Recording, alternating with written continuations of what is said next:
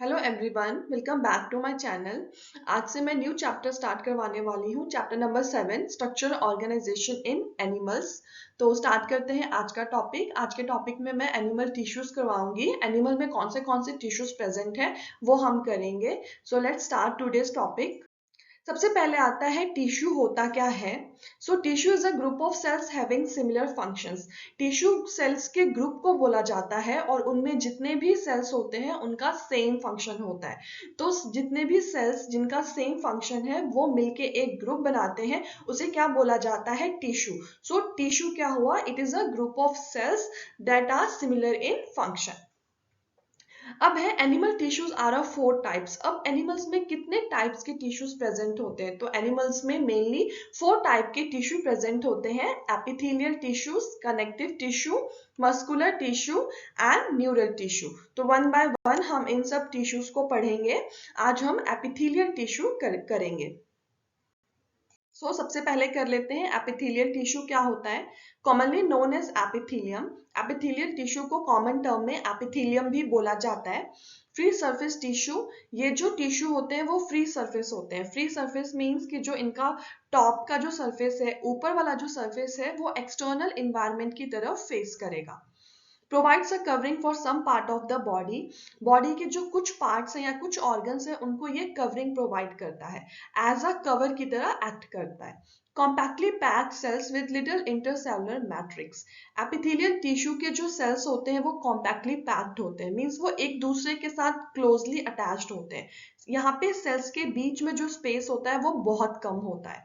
और वो जो सेल्स होते हैं they have little intercellular matrix. Intercellular matrix क्या होता है? जो सेल्स के बीच का जो स्पेस है वो एक नॉन लिविंग मटेरियल से फिल्ड होता है, उसे बोला जाता है इंटरसेलुलर मैट्रिक्स। तो एपिथेलियल टिश्यू में के बीच में जो सेल्स होंगे उनके बीच के जो स्पेसेस होंगे वो कौन फॉर्म करेगा? एक नॉन लिविंग मटेरियल, और उसे क्या बोला जाता है? Matrix. Intercellular means between the cells, cells के बीच में। Two types of epithelial tissue. Epithelial tissue की फिर फर्दर 2 टाइप्स होती है। पहला होता है सिंपल एपिथेलियम, दूसरा होता है कंपाउंड एपिथेलियम। सिंपल एपिथेलियम क्या होता है? It is a made up of single cell layer. इसमें जो सेल का लेयर होता है वो सिंगल होता है। Functions as a lining for body cavities, ducts and tubes. अब इसका फंक्शन क्या होता है? ये कुछ बॉडी कैविटीज या डक्ट्स या ट्यूब्स को लाइनिंग प्रोवाइड करता है या फिर कवरिंग प्रोवाइड करता है। नेक्स्ट है कंपाउंड एपिथेलियम।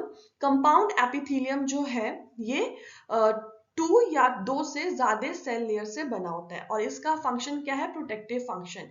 ये किसी भी ऑर्गन को प्रोटेक्शन प्रोवाइड करता है, जैसा कि स्किन करता है। स्किन हमारी बॉडी को प्रोटेक्शन प्रोवाइड करता है एक्सटर्नल एनवायरनमेंट से। तो वहां पे कौन सा एपिथेलियम प्रेजेंट है? Compound epithelium. नेक्स्ट है सिंपल एपिथेलियम। अब हम सिंपल एपिथेलियम और कंपाउंड एपिथेलियम इन दोनों को वन बाय वन करेंगे। सिंपल एपिथेलियम क्या होता है? Made up of single layer of cells. नाम से पता चल रहा है कि सिंपल है, तो क्या होगा? इसमें जो सेल का लेयर होगा वो सिंगल होगा। Functions as a lining for body cavities, ducts and tubes. और इसका फंक्शन क्या है? बॉडी में जितनी भी कैविटीज, डक्ट्स या ट्यूब्स प्रेजेंट है उनको ये लाइन करता है या फिर कवर की तरह एक्ट करता है। On the basis of structural modification of cells, simple epithelium is further divided into 3 types. अब इन सेल्स में जो सिंपल एपिथेलियम के सेल्स है उनके स्ट्रक्चर में कुछ मॉडिफिकेशन आया है। उस स्ट्रक्चरल मॉडिफिकेशन के बेसिस पे जो सिंपल एपिथेलियम है फिर आगे 3 टाइप्स के होते हैं। वो कौन से हैं? Squamous epithelium, cuboidal epithelium and columnar epithelium. और ये जो तीनों टाइप्स है वो किस बेसिस पे है? On the basis of structural modification of the cells. Cells की स्ट्रक्चर पे कुछ मॉडिफिकेशन के बेसिस पे ये तीनों टाइप्स हैं। सबसे पहला है स्क्वैमस एपिथेलियम। क्या होता है? Made up of single thin layer of flattened cells. जो स्क्वैमस एपिथेलियम है उनके जो सेल्स होते हैं वो कैसे होते हैं? फ्लैटेंड। फ्लैटेंड मींस जो चपटे, थोड़े से चपटे होंगे, उन्हें फ्लैटेंड सेल्स बोला जाता है। और वो कितने लेयर होते हैं? Single layer. and thin single layer. Cells have irregular boundaries. जो cells होती है उनकी जो boundaries है वो irregular है. Irregular means कि उनका जो shape है वो fixed नहीं है. कैसी भी boundaries होगी उसे irregular boundaries बोला जाता है. They are found in the walls of blood vessels and air sacs of lungs.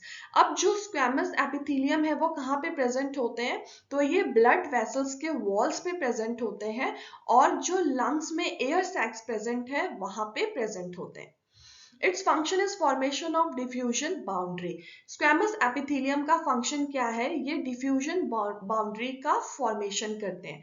Diffusion boundary क्या होता है? जहाँ diffusion means प्रोसेस होता है जिससे कि किसी भी मटेरियल का यहाँ एक जगह से दूसरे जगह पे मूवमेंट होता है. तो स्क्वेमस एपिथेलियम का फंक्शन क्या होगा? उस डिफ्यूजन बाउंड्री का फॉर्मेशन करना.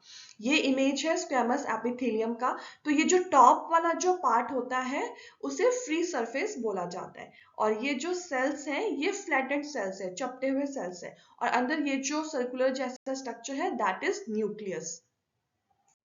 नेक्स्ट टाइप है क्यूबॉइडल एपिथेलियम. क्या है क्यूबॉइडल एपिथेलियम? ये जितने भी टाइप्स हैं हमने कहा कि ये जो टाइप्स है स्ट्रक्चरल मॉडिफिकेशन के बेसिस पे हैं. स्ट्रक्चरल मॉडिफिकेशन मींस कि उनके स्ट्रक्चर पे कुछ मॉडिफिकेशन हुआ है उस बेसिस पे. तो ये सारे उनके शेप के बेसिस पे है. अभी प्रीवियस स्लाइड में हमने देखा था स्क्वेमस एपिथेलियम, तो उनका जो शेप था वो कैसा था? फ्लैटन. अब ये है क्यूबॉइडल एपिथेलियम. तो नाम से पता चल रहा है इनके जो सेल्स होंगे वो क्यूब जैसे स्ट्रक्चर के होंगे. Made up of single layer of cube like cells. तो इन क्यूबॉइडल एपिथेलियम में जो सेल्स होते हैं उनका शेप कैसा होता है? Cube like. और इसमें भी सिंगल लेयर ही प्रेजेंट होता है सेल का. commonly found in ducts of glands and tubular parts of nephrons in kidneys. ये जो क्यूबॉइडल एपिथेलियम होते हैं वो कहाँ प्रेजेंट होते हैं? सो किडनी में नेफ्रॉन्स होता है. नेफ्रॉन्स क्या होता है? किडनी का जो स्ट्रक्चरल एंड फंक्शनल यूनिट है उसे नेफ्रॉन बोला जाता है. तो जो क्यूबॉइडल एपिथेलियम है वो डक्ट्स ऑफ ग्लैंड्स में प्रेजेंट होते हैं और जो ट्यूबुलर पार्ट्स हैं नेफ्रॉन्स का वहां पे प्रेजेंट होते हैं. Its functions are secretion and absorption. Cuboidal epithelium का फंक्शन क्या है? सिक्रीशन. सिक्रीशन मीन्स कोई भी मटेरियल जो बॉडी में बना है या मैन्युफैक्चर हुआ है उसको सिक्रीट करना. और दूसरा फंक्शन क्या है क्यूबॉइडल एपिथेलियम का? एब्जॉर्प्शन.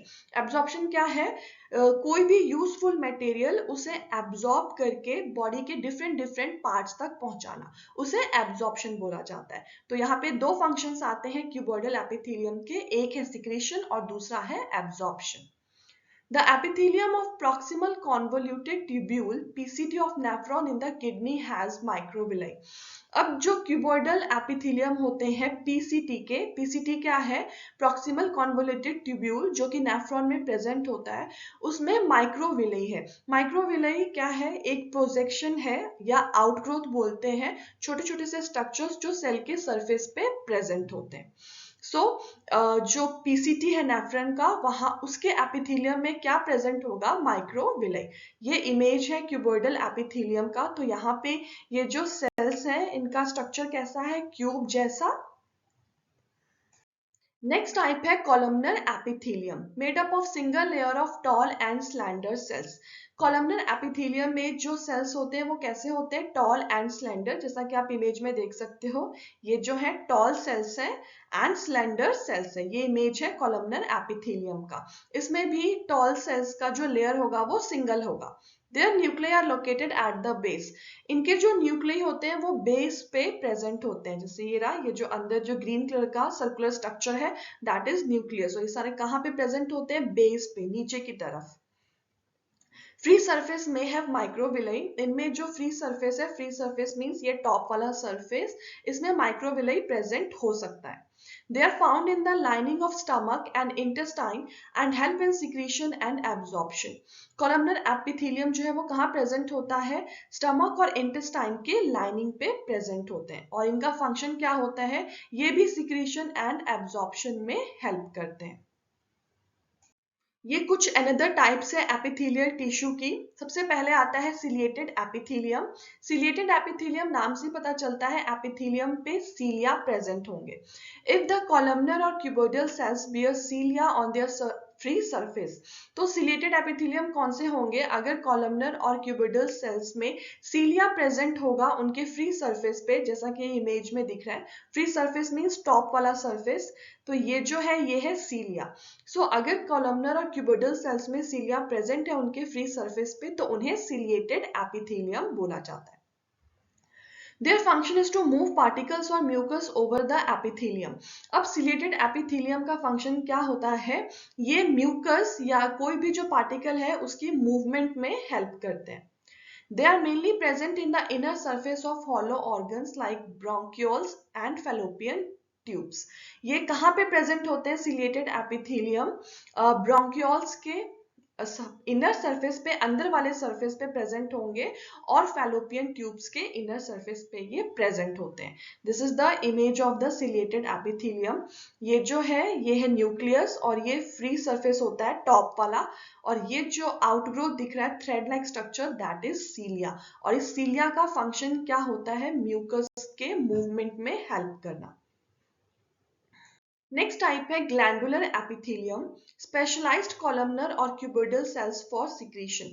जो ग्लैंडुलर एपिथेलियम होते हैं ये स्पेशलाइज्ड कॉलमनर या क्यूबिडल सेल्स होते हैं जो कि किसके लिए बने हैं? सिक्रीशन के लिए। They are mainly of two types, ये दो टाइप्स के होते हैं। पहला है यूनिसेलुलर, दूसरा है मल्टीसेलुलर। यूनिसेलुलर क्या होगा? Consisting of isolated glandular cells. इनमें ग्लैंडुलर सेल्स प्रेजेंट होते हैं। इसका एग्जाम्पल क्या है? Goblet cells of the alimentary canal. Alimentary canal means जो डाइजेस्टिव सिस्टम है उनमें जो गॉबलेट सेल्स होते हैं वहां पे यूनिसेलुलर एपिथेलियम प्रेजेंट होते हैं। नेक्स्ट है multicellular, consisting of cluster of cells. इसमें बहुत सारे सेल्स प्रेजेंट हैं। इसका एग्जाम्पल क्या है? Salivary gland. So salivary gland में मल्टीसेलुलर एपिथेलियम प्रेजेंट होते हैं और जो गॉबलेट सेल्स है एलिमेंट्री कैनाल का वहां पे यूनिसेलुलर एपिथेलियम प्रेजेंट होगा। ये इमेज है यूनिसेलुलर ग्लैंड का और ये है मल्टीसेलुलर ग्लैंड। तो यहाँ यूनिसेलुलर ग्लैंड में आप देख सकते हो जो सेल्स हैं वो सारे अलग अलग हैं, और यहाँ पे मल्टीसेलुलर ग्लैंड में जितने भी सेल्स हैं वो सारे क्लस्टर्स में प्रेजेंट हैं। नेक्स्ट है on the basis of mode of pouring of their secretions glands are divided into two categories. अब जो ग्लैंडुलर टिश्यू है उनको फिर फर्दर टू कैटेगरीज में डिवाइड किया गया है। वो कौन से हैं? Exocrine glands and endocrine glands. अब आता है कि ये जो दो डिवीजन है या जो दो टाइप्स है वो किस बेसिस पे है? तो ये है कि जो भी ग्लैंड्स का सिक्रीशन है, जो भी वो सिक्रीट कर रहे हैं मटेरियल या बना रहे हैं, उसको वो कैसे सिक्रीट करेंगे, उनका मोड क्या है अपने सिक्रीशंस को पोर करने का बॉडी में। सो पहला है exocrine glands, secrete mucus, saliva, ear wax, oil, milk, digestive enzymes and other cell products. तो एक्सोक्राइन ग्लैंड्स क्या सिक्रीट करते हैं? Mucus, saliva, ear wax. Ear wax क्या होता है? डर्ट जो हमारे ईयर्स में प्रेजेंट होते हैं, oil, milk and digestive enzymes. These products are released through ducts और ट्यूब्स। अब ये जितने भी सिक्रीशन है उन्हें एक्सोक्राइन ग्लैंड्स जो है वो बॉडी में कैसे पोर करेगा या रिलीज करेगा? थ्रू द डक्ट्स और ट्यूब्स या डक्ट्स के थ्रू। तो इसे हम इस एग्जांपल से समझ सकते हैं। सपोज रिवर है, रिवर में क्या होता है? वाटर होता है। अब उस रिवर के वाटर को हमें डिफरेंट जगह पे पहुंचाना है, तो उसके लिए हम क्या यूज करेंगे? पाइप यूज करेंगे। तो वो जो पाइप हुआ वो डक्ट या ट्यूब हो गया। तो यहाँ पे भी एक्सोक्राइन ग्लैंड्स के जो सिक्रीशन होते हैं वो कैसे रिलीज करता है? थ्रू डक्ट्स या ट्यूब्स। नेक्स्ट है endocrine glands, do not have ducts, इनके पास डक्ट्स नहीं होता। Their products called hormones are secretly directly into the fluid. अब इनके जो प्रोडक्ट्स होते हैं एंडोक्राइन ग्लैंड्स के, उसे क्या बोला जाता है? हार्मोन्स। और ये अपने प्रोडक्ट्स को डायरेक्टली बॉडी में सिक्रीट कर देते हैं। जैसे कि अगर रिवर का पानी है तो उसे डायरेक्टली बाहर की तरफ लेके आना बिना पाइप की हेल्प से, वो हुआ एंडोक्राइन ग्लैंड्स। नेक्स्ट है compound epithelium, made up of more than one layer, multi layered of cells. अब जो कंपाउंड एपिथेलियम होंगे उनमें जो सेल्स के लेयर होंगे वो बहुत ज्यादा होंगे, एक से ज्यादा होंगे। Thus has a limited role in secretion and absorption. So cells के मल्टी लेयर्ड होने की वजह से इनका जो रोल होता है सिक्रीशन और एब्जॉर्प्शन में बहुत कम होता है। सिंपल जो एपिथेलियम थे उनमें सेल्स के सिंगल लेयर थे जिसकी वजह से वो सिक्रीशन और एब्जॉर्प्शन में हेल्प कर पाते थे। बट यहाँ पे क्या है? बहुत सारे लेयर्स प्रेजेंट है जिसकी वजह से ये सिक्रीट या एब्जॉर्प्शन में ज्यादा हेल्प नहीं कर पाते हैं। Their main function is to provide protection against chemical and mechanical stress. इनका मेन फंक्शन क्या होता है? ये प्रोटेक्शन प्रोवाइड करते हैं बॉडी को केमिकल या मैकेनिकल स्ट्रेस से. They cover the dry surface of the skin. अब ये कहाँ कहाँ प्रेजेंट होते हैं? तो स्किन का जो ड्राई सरफेस है वहां पे कंपाउंड एपिथेलियम प्रेजेंट होंगे. The moist surface of buccal cavity. Buccal cavity means ये जो माउथ है उसे बकल कैविटी बोला जाता है. उनके मॉइस्ट सर्फेस पे प्रेजेंट होंगे. फेरिंग्स में प्रेजेंट होंगे. Inner lining of ducts of salivary glands. जो सेलिब्री ग्लैंड्स है उनके डक्ट्स की अंदर वाले लाइन पे प्रेजेंट होंगे. एंड पैनक्रियाटिक डक्ट्स पे. तो ये जो सारे हैं ये लोकेशन है कंपाउंड एपिथेलियम का जहां जहां पे वो प्रेजेंट होते हैं. ये इमेज है कंपाउंड एपिथेलियम का. तो यहाँ पे आप देख सकते हो कितने सारे लेयर्स प्रेजेंट है सेल्स के, और इन्हें मल्टी लेयर्ड सेल्स भी बोला जाता है. तो यहाँ पे एक लेयर के ऊपर दूसरा लेयर है, फिर दूसरे के ऊपर तीसरा. तो इसकी वजह से यहाँ पे जो सिक्रीशन है और एब्जॉर्प्शन है वो ज्यादा नहीं हो पाता. सो आज के लिए इतना ही. नेक्स्ट जो इसका टॉपिक है दैट इज सेल जंक्शंस. कितने टाइप के बॉडी में सेल जंक्शंस प्रेजेंट होते हैं वो मैं कल की वीडियो में करवाऊंगी. होप आप सबको मेरा एक्सप्लेनेशन अच्छा लग रहा होगा. Then please share and subscribe my channel. And अगर आपको कोई भी डाउट है या सजेशन है तो आप मुझे कमेंट कर सकते हैं. Thank you.